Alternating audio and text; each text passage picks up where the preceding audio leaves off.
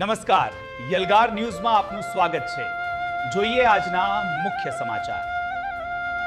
Chhota Udepur Bodeli police સ્ટેશનમાં નોંધાયેલ અપહરણના ગંભીર ગુનામાં છેલ્લા 2 વર્ષથી નાસ્તો ફરતો આરોપી અને ભોગ બનનારને શોધી કાઢવામાં AHTU બ્રાન્ચ છોટાઉદેપુરને મોટી સફળતા મળી છે।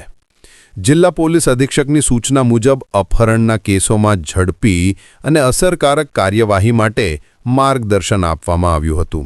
તે અનુસંધાને AHTU ટીમ દ્વારા ટેકનિકલ અને હ્યુમન સોર્સિસના આધારે તપાસ હાથ ધરવામાં આવી હતી। બોડેલી પોલીસ સ્ટેશનમાં તા 2 જુલાઈ 2024ના રોજ IPC કલમ 363, 366, 376(2)N તેમજ 376(3) અને પોક્સો એક્ટની કલમ 4 અને 6 હેઠળ ગુનો નોંધાયો હતો। આ કેસની તપાસ પોલીસ ઇન્સ્પેક્ટર R.K. પરમાર કરી રહ્યા હતા। સૂચનાઓ મુજબ કાર્યવાહી કરતા તા 21 એપ્રિલ 2026ના રોજ પોલીસ ટીમે ભોગ બનનાર અને આરોપીને શોધી કાઢી પકડી પાડવામાં સફળતા મેળવી છે। આરોપી વિરુદ્ધ આગળની કાનૂની કાર્યવાહી હાથ ધરવામાં આવી છે।